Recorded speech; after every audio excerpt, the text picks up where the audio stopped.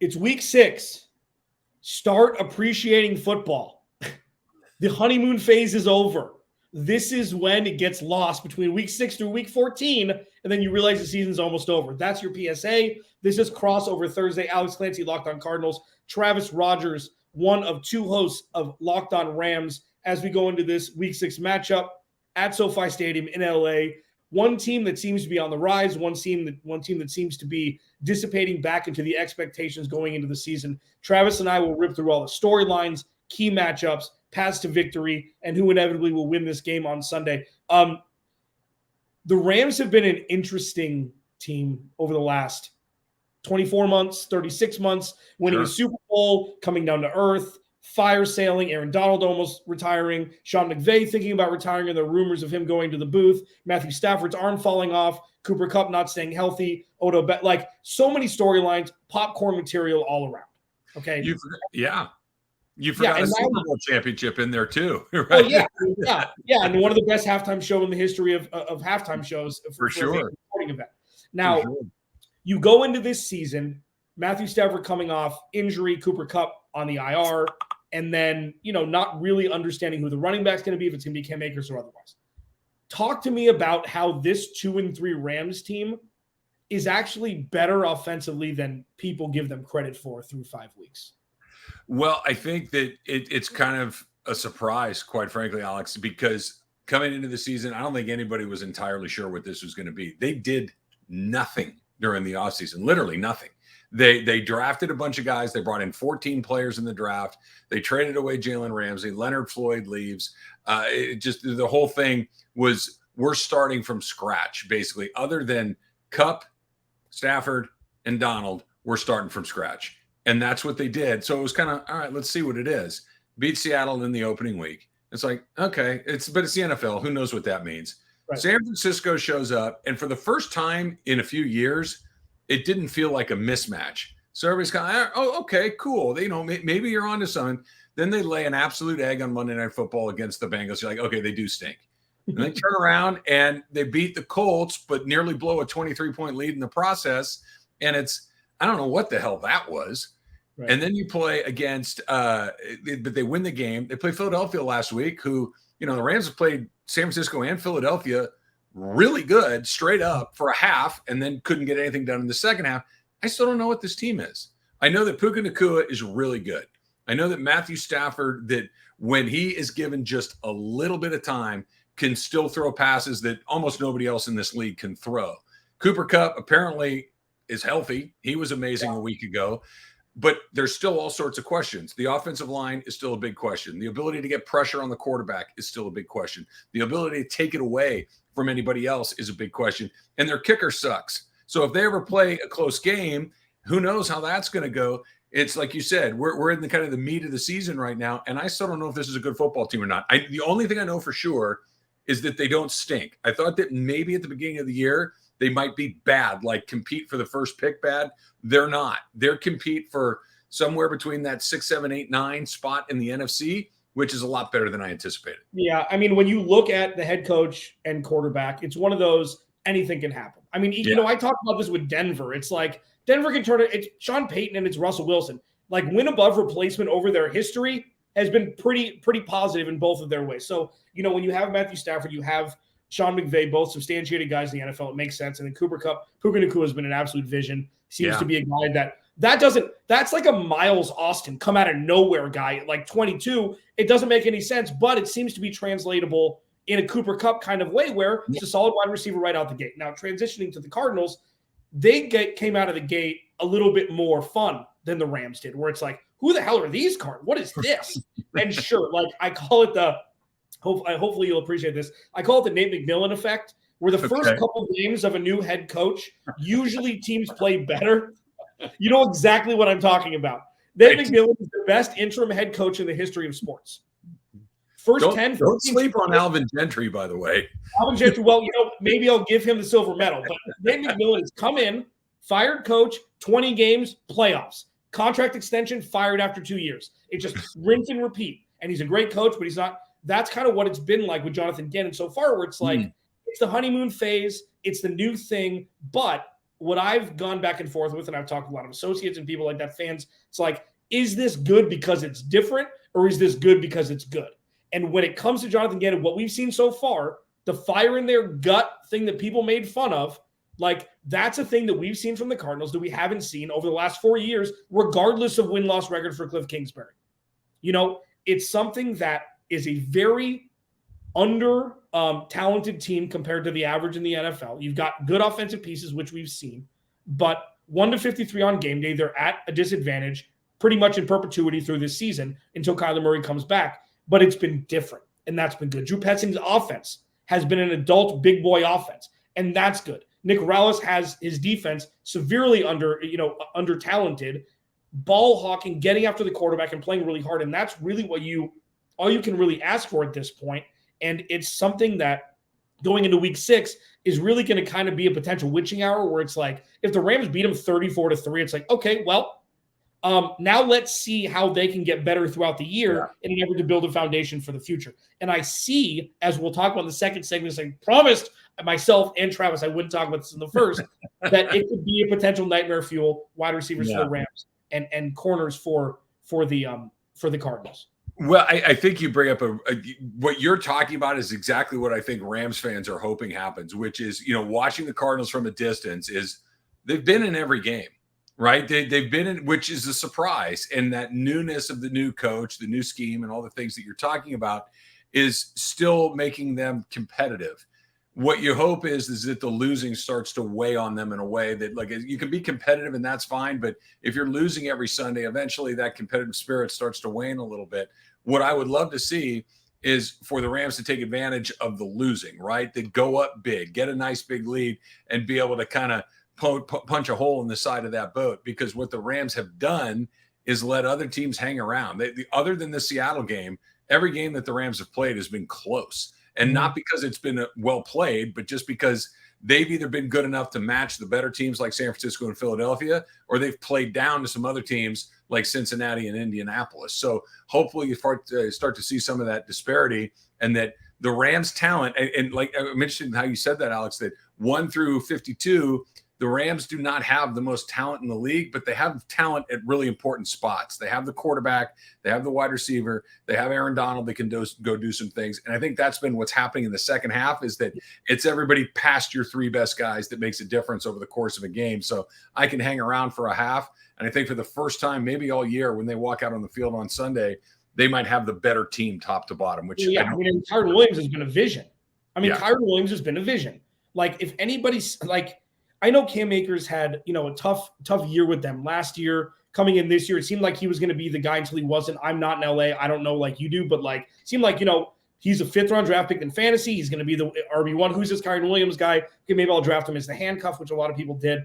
And then he just comes in and he's an RB1. It's like you fell into an RB1, and this probably has to do a lot with Sean McVay's scheme. It has to do with a lot of different things, and the ability to go like, it's the new NBA. It's 3-pointers in. Because you have those wide receivers on the outside, you can run the ball easier because of that, and not setting up the run, not running the ball to set up the pass, which is, backwards, but it's worked for the Rams. So, that offense is just, and where we are now, this is going to be a very, very interesting litmus test for both teams about the rest of the season.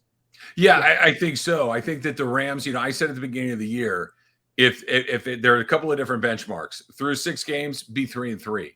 The Rams have their bye week in week 10. So through the first 9 weeks of the season, be 4-5 or be 5-4. Because if you're right around there, and then the Rams schedule in the second half of the season is far easier than it's been through the first half of the season. So if you can kind of keep your head above water, you're going to be in a pretty good spot to at least be around a playoff spot once you get to, December and beyond. But it's games like this against Arizona. You lose this game, and now you got to beat somebody you're not supposed to beat. This is one of the few games where I think they do have an advantage that they should win, which is why it's so damn scary. Because if you lose to Arizona, now you got to beat San Francisco, or now you got to beat Seattle again. Now you got to beat Dallas. Now you got to beat Green Bay in Green Bay, where they never play well. It just gets a little more complicated, that path. This is one of those games you put on the W side and hope to stack those things, but who knows? They got smoked by them last year, so you never know what's coming. Yeah, and who knows? Les Snead will probably trade for Justin Jefferson in week 8. It doesn't matter. Oh, not whatever, before the trade deadline in 2 weeks. Yeah. Right. Alex Clancy, Locked on Cardinals. Travis Rogers, Locked on Rams. This is Crossover Thursday, Locked on Podcast Network, your team every day. Key matchups. I'm going to throw up. I don't want to do this segment, but we have to. Ross, I promise I'll do it. Crossover Thursday. This episode of Crossover Thursday is brought to you by PrizePicks. PrizePicks is awesome. I wish that could be the live read, but I have to do more. I have to explain to you more about PrizePicks because it's even more awesome. So all you do is you pick 2 or more projections, and if the player is going to score more or less than the projected stats, and you place your entry. That's it. Super simple. You can place your entry in 60 seconds or less, and you can win up to 25 times your cheese if you do 5 more or less in one entry. Okay, quick withdrawals, easy gameplay, enormous selection of players and stat types are what make PrizePicks the #1 daily fantasy sports app. They offer weekly promotions that can lead to big payouts like Taco Tuesday. Each Tuesday, PrizePicks discounts select players' projections up to 25% to provide even more value, and they offer Apple Pay, man, for quick and easy deposits into your account this football season. Go to prizepicks.com/LockedOnNFL and use code LockedOnNFL for a first deposit match up to $100. Again, go to prizepicks.com/LockedOnNFL and use code LockedOnNFL for a first deposit match up to $100. Crossover Thursday, Travis Rogers, Locked on Rams, at Travis Rogers on Twitter. The 1%er, I'm going to say it every time. Every time I have somebody on, it doesn't matter. Somebody that has first name, last name, Twitter handle, always in my good grace. At Clancy's Corner on Twitter for myself, free and available wherever you get your podcast and on YouTube for our respective podcasts. Key matchups. I think this is twofold, and I think it's for both teams. I won't speak for you yet. I'll let you speak on my screaming cry for help into the Phoenix night here. The Cardinals secondary is not good. With Budda Baker and Jalen Thompson out, Jalen Thompson is probably going to miss the game. Budda Baker's still on the IR. The corners are not good. This was not a position that depth was added to this offseason, and that's okay. I've said a lot on the podcast. It's a 2-year rebuild. They can't get everybody. Garrett Williams, rookie, may play this week, but probably next week. And then on the other side, you see the best duo in wide receivers in the NFL, probably it has to be the most surprising player in football this year. I think so. Out of BYU, him and Cooper Kupp coming in, tell me why or tell me how they don't get 30 targets between them. And this is no joke. 30 targets between them, 350-plus yards, and 3+ touchdowns on Sunday. I don't see that as you're being dumb. That's blowing this up. Why? There's no reason why that wouldn't happen. Can I make a case for why it might not happen? Sure. And look, I think you're right. I think that the combination of those two guys, I think we got a really good glimpse of it against Philadelphia last week because I was interested. Anxious is the wrong word. I was interested to see how it was going to shake out with the return of Kupp. And especially on the opening drive last week, they threw it to Kupp 5 times on the opening. Okay, so Puka's just doesn't exist anymore. And then it started to balance itself out a little bit. We saw him get the touchdown before the end of the first half. Yeah. I think that is the duo that everybody else is trying to find in this league. Rams' offensive line is still a ginormous question mark. It's huge. You have guys that are either already down, guys like Joe Noteboom, you're playing backup at right guard, and you got a guy named A.J. Jackson at left tackle who may or may not be there. We saw Rob Havenstein miss one play at right tackle last week. One play, and Matthew Stafford nearly got killed because McClendon missed a block, and Stafford took the hardest shot of the season. So that line is a real problem. It's better than I think we were hoping coming into the season, but we've already started to see some attrition along that line. And Sean McVay this is the analogy I use, Clancy, all the time. This is like you found the perfect wife or girlfriend, right? You love everything about her, and there's nothing you would change except for, she moves her lips when she reads, or her nose whistles when she sleeps, right? One of these things. And you're like, I'm not going to break up over this, but it drives me crazy. Sometimes he just decides to not run the ball. He just won't do it. And it's one of those things, even just the threat of it happening, I think opens up Nakua. It opens up Kupp. It opens up, if those two guys get going, now Higbee's open. And now, Tutu Atwell can get behind all the different things. But sometimes just, we're going to run it 4 times today, 8 times today, 12 times today. And it's not good enough. And then you put more pressure on that offensive line and it starts to spiral, and Stafford takes hits. Like every other quarterback in the history of the league, if you hit him, he's not very good. And when he starts to get hit, it starts to break down really, really quickly because they refuse to run the ball. Yeah, it's interesting. And with the removal, addition by subtraction, I guess you could say, of Van Jefferson going to Atlanta earlier this week, that means that Tutu Atwell now has the trust of Sean McVay to be the over-the-top guy. Because Van Jefferson was running around like he was playing peewee basketball, the guy who wasn't very good, who just ran up and down the court. Like, he wasn't getting targets. He's a talented receiver. But he seems to have a spot on his team. Yeah, I think what happened with Tutu more than anything is he got a little stronger because, to your point, every time he was on the field, never mind if he had the ball or not, he almost never had the ball. Just him getting touched, you felt like he's going to break in half. Yeah. And we've seen him take some shots this year. We've seen it, and nothing crazy, but NFL, he looks like an NFL player all of a sudden. Whereas before it looked like, hey, somebody get him off the field. He's going to get hurt. And now it doesn't feel like that. And now he can be that guy to get behind the last defender. He can be the guy to take the top off. And it just opens up everything. And you'll remember this. The group they have now with Kupp, Nacua, and Atwell reminds me a ton of the group they had with Kupp, Woods, and Cooks. Mm-hmm. And Atwell is not as good as Cooks. Cooks is, 1,000 yards year after year after year. Robert Woods has been doing it a long time. Puka Nacua has been doing it for a month. But the way the pieces fit together are very similar. Yeah, it seems like it. Yeah, and that makes sense. Robert Woods was always my favorite of those three. He's terrific. Assassin coming over from Buffalo. Yeah, and a USC guy. That's right. So with the Cardinals, it's a little different. James Conner on IR. Okay. I said when the season started, he should be touching the ball 55% of the time max. Otherwise, something like this would happen. Lo and behold, they run to the ground. By all accounts, something like this happened. Hopefully, he'll be back. Right when he's able to after the 4 weeks. Mm-hmm. Ari DeMarcado from TCU, rookie. I think he's going to be starting running back. I think with the Cardinals, the biggest thing with Drew Petzing's offense is, and I think this is where the Cardinals can have some sort of a semblance of keeping in this game, even when Josh Dobbs' quarterback is. Drew Petzing is very good at running clock. He's very good at taking the air out of the ball, running 12 personnel with Trey McBride, who's a good blocking tight end in his second year. We haven't really seen the offensive flashes yet. Zach Ertz is more of a receiving Jimmy Graham-ish tight end, but he can chip. They need to run the ball. The best offense or the best defense against this offense is Matthew Stafford on the sidelines, right, especially where the Cardinals are. Now, Drew Petzing has also done a very good job of masking plays that are kind of trick-ish plays, but they're run level-headedly. Like these aren't triple reverses with the wide receiver throwing the ball, but it is getting Rondo more in space. It's getting Hollywood Brown in space. It's getting Michael Wilson in space, even though he had a down week last week. Michael Wilson is the Puka Nacua of the Arizona Cardinals coming out of Stanford. He had a couple really good weeks. The Cardinals need some depth in the wide receiver room. And I think that if they can run the ball somewhat effectively, and it's a big if without James Conner, but if they can get chunk first downs and move the ball down the field, they can stay in this game. Now, 3 and outs, no rush attack, 15 rushes for 28 yards at the end of the day. It's going to be a long day. But what you said, and the other thing before we pivot to pass to victory for both teams, the other matchup I want to talk about is the pass rush for the Cardinals that it's been pseudo non-existent. But you know what the best friend of a pseudo non-existent pass rush is? A bad offensive line. Yeah. So, I mean, the Cardinals have shown like Cam Thomas has shown flashes second year at San Diego State. Zaven Collins has been okay. Dennis Gardeck has been the star of the show and who's kind of becoming a household name now. If they can get pressure on Matthew Stafford, anything's possible.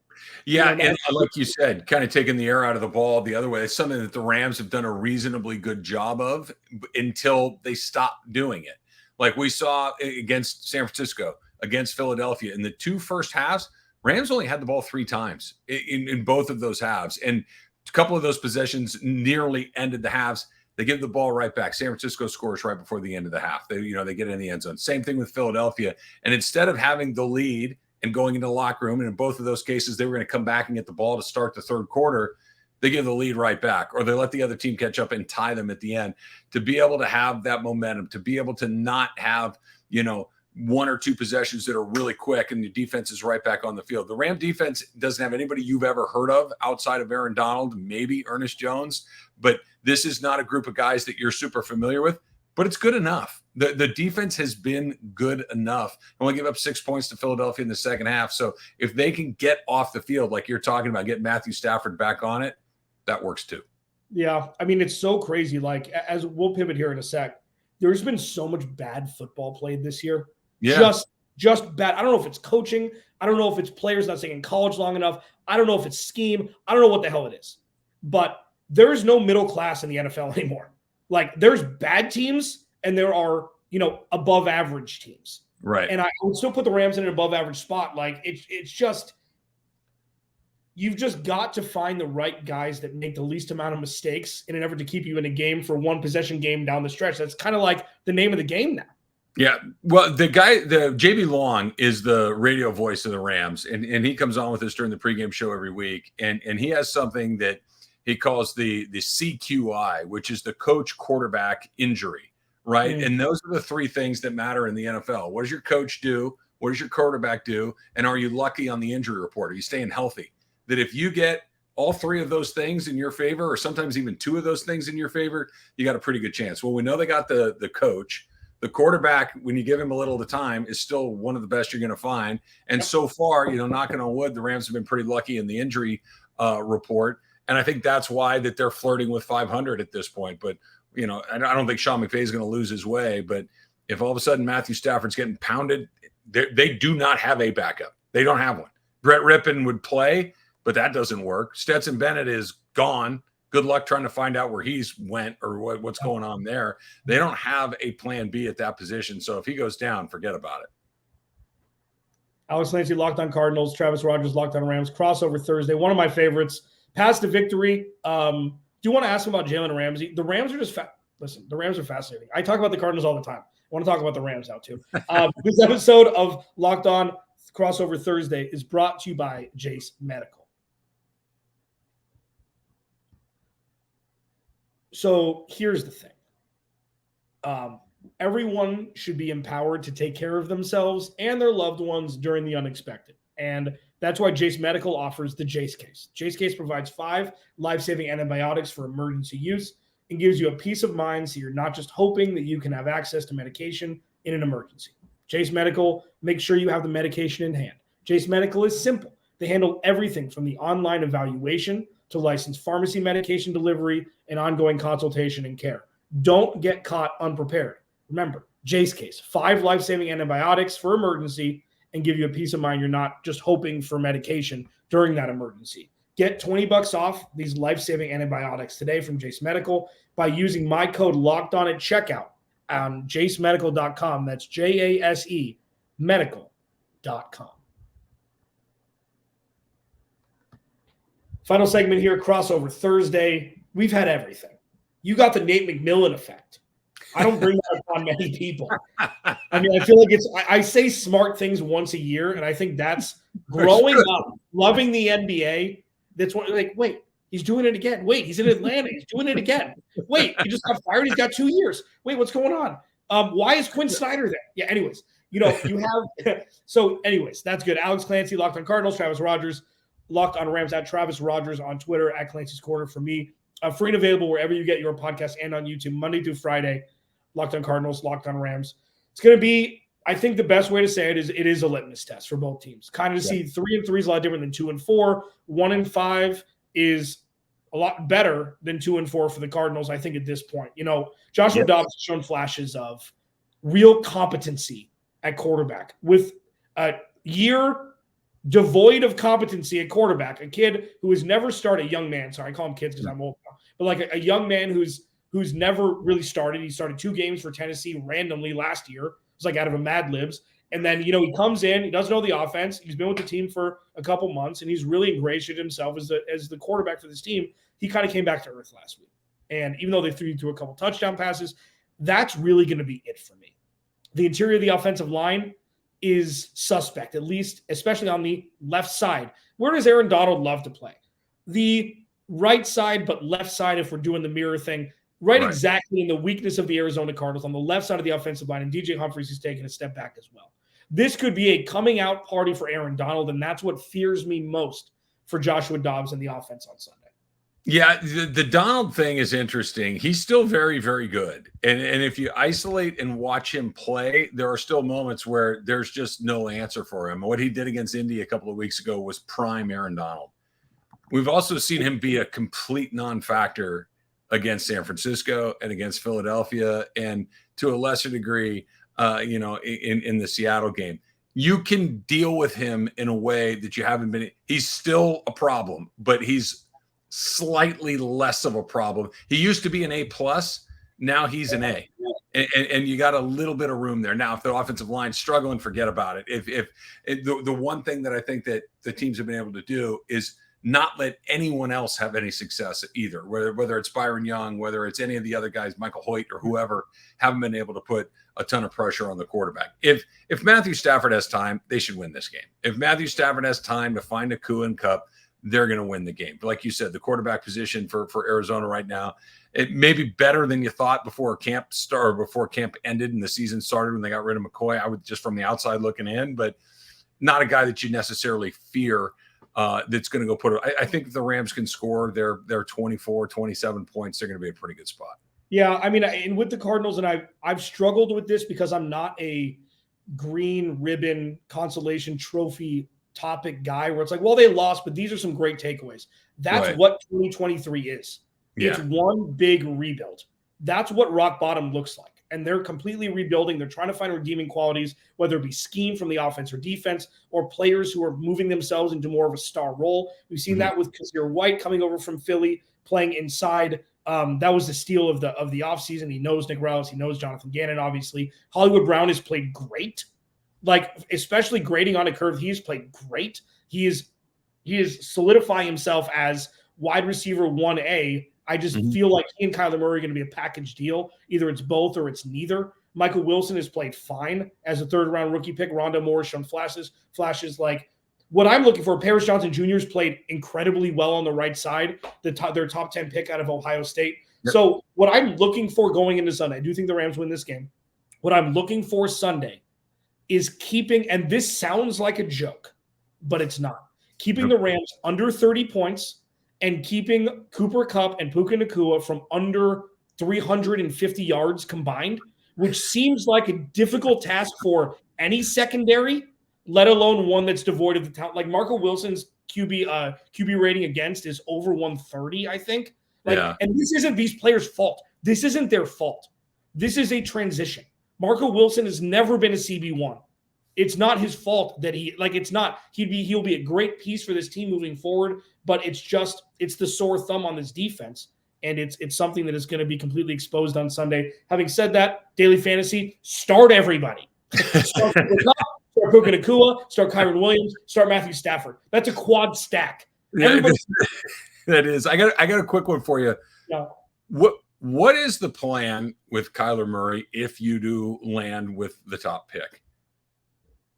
If you land with the top pick, that means he didn't play more than 4 or 5 games. I think if Kyler Murray comes back with this offense, they'll win a couple games. Okay. I think the offensive line's good enough, and I think that they can outscore teams even with, the defense being as such. With this offense, Kyler Murray will thrive, in my humblest of opinions. Now, if they get the number, and so say they get a top 2 pick, okay, because Carolina's going to get the number 1 pick, it's going to go to Chicago. Carolina's the worst team I've ever seen in my life. So they're going to get, so say the Cardinals get the 2 pick, okay, which will still be, Drake May, it'll still be 5 to 10 teams trying to trade up to 2. Or the Cardinals could take Marvin Harrison Jr. there. I think, personally, keeping Kyler Murray is the right play here, and for a couple different reasons. And thank you for asking me this, because I haven't talked about this in a while for my listeners. One, if it doesn't work in 2024, trade him. Like, it's like, oh, you have to keep him for the entirety of his contract. It's 1 year. 2, we don't know that Caleb Williams is going to be the next Peyton Manning. People think and listen and watch. USC hasn't played one good team, and they've had 2 very close games. Okay? The defense, I get it. 3 very close games. That's right, LA guy, yeah. 3 close games. U of A this last week. We don't know what Caleb Williams is. Think for yourself and don't just listen to what other people say. 2. 3, if the Cardinals trade back, say that they're the 2 pick, and somebody at 3 knows that there are 10 other teams that want to trade up to 2 to get Drake May, or who the hell, Spencer Rattler, Jake McCarthy, whoever it is, JJ McCarthy, whoever it is. Right. The Cardinals can trade down one pick, get an extra first rounder, and draft Marvin Harrison Jr. Like, this is a situation. And then they'll have Houston's pick also. You need to look at the possibility of the Cardinals having 2 top 5 picks, a quarterback who's already proven that he's a Pro Bowl. And guess what? If it doesn't work, trade him after this year. Yeah. The Cardinals aren't in a situation where they're a quarterback away. They're a full team away. You know what I mean? So, like, that's kind of where we're at. And I know that it's a bunch of different scenarios, but the Cardinals have a quarterback who's shown flashes. I know he hasn't been perfect all the time. We haven't seen him without Cliff Kingsbury, and that's what I'm holding on to still. This offense, look at Cleveland's offense last year with Kyler Murray. You'd win 12 games. You'd win 13 games. Yeah. You have 12 personnel. You've got 7 guys on the line blocking. And you have good running backs. You have good wide receivers. Like, I don't understand why people won't just give it a chance. Does that make sense? It does. It does. The only thing I would say is I have watched a lot of Caleb Williams. That dude's going to kill it. He's accurate. He's big. He's strong. He's smart. He doesn't get hit. Like he does the thing that used to drive me crazy watching the Seahawks over and over again. Like, you think you're going to get Russell Wilson, and he's down on the ground. He steps out of bounds. You never get a clean lick on that guy. Same thing with Williams. I think he's going to be phenomenal. Like, okay. I was a big one on, listen, if the Rams get off to if the Rams open 0-3, open up the floodgates and race to the bottom. Yeah. But they're much better than I anticipated. So let me ask you this. We'll get out of here. I mean, we're going to go over. It's just going to happen. So tell me this. You've been in LA a long time. Yeah. Okay. And if Caleb Williams, I hope he's great. Like, this isn't me being, anti-programming or, counter-programming just to do it. Like, yeah. Matt Leinart was great also. I'm not comparing the two. I'm not. I know that Matt Leinart had the best offensive line in the history of sport. Mm-hmm. He had one of the best defenses in the history of college football, and he probably had, and this is recency bias for me, I still think Reggie Bush is the greatest thing I've ever seen in college sports. Might be. And sure, Jim Brown, Herschel Walker, I get it. Herschel Walker in Georgia, I get it. Reggie Bush did something in 2004 that would be marveled now. Yeah. And it wasn't, you couldn't compute it what you were watching. And Matthew Leinart had him. He had Mike Williams. He had all the receivers. He had all the tight ends. And then he comes in and he busts in the NFL. He wasn't touched either. And I know that it's different because he's elusive, Caleb Williams is. But give me a minute here before we get out of here for my listeners. Just a little insight into what the Cardinals could potentially have with Caleb Williams if it falls that way. Well, I think what he does more than anything, and you mentioned the close games that they've had this year at SC, they have nothing to do with the way that Williams has played. They have everything to do with the fact that they can't stop anybody. Mm-hmm. The thing that I like the most about him is he's a passing quarterback that is looking to pass until there's nothing else available, and then he makes something happen with his legs, and then, like I mentioned a second ago, gets his ass down on the ground. You don't get to hit him, which I think is incredibly smart because he's playing against guys right now that he's bigger, stronger, better than, that he could probably run over, and it's not a big deal because he's just a better athlete than those guys. But you start falling into those habits in the NFL, you're not the bigger, stronger guy most of the time. The other thing is he makes really good decisions, right? And not just decisions based on pre-snap stuff, but stuff that as it's happening, he's getting to that second and third guy a lot in college football, which I don't think is super common. And the last part is that he's got this presence. He's got this charisma that just is very, very calming. I think you're right. I think that when you look at what Leinart had, Leinart, Leinart reminds me of, not to get too far off topic, he reminds me of Stetson Bennett, that he was surrounded with so much talent that it was hard to even put your finger on what it is that Leinart was doing exactly. Not in a bad way, but how am I supposed to evaluate him when the other 10 guys is just better than the guy at his opposite spot? That they're going to win all 10 matchups. They're going to win that on the field. It's hard to evaluate your guy. I don't think that's the case. USC's offensive line, they've already swapped 2 guys out this year. He's still putting up bananas numbers. Yeah. They don't have a monster running game. Lloyd's good, but I don't know. He's not Reggie White. He's not or I should say Reggie Bush or Lendell White. He's not that. I'm a huge fan. There might be a little bit of homerism going on here, but I have not seen too much from him that makes me go, eh. Like there are some guys out there that's like, okay, that's good, but there's not a lot of but with him that I've seen. Tank.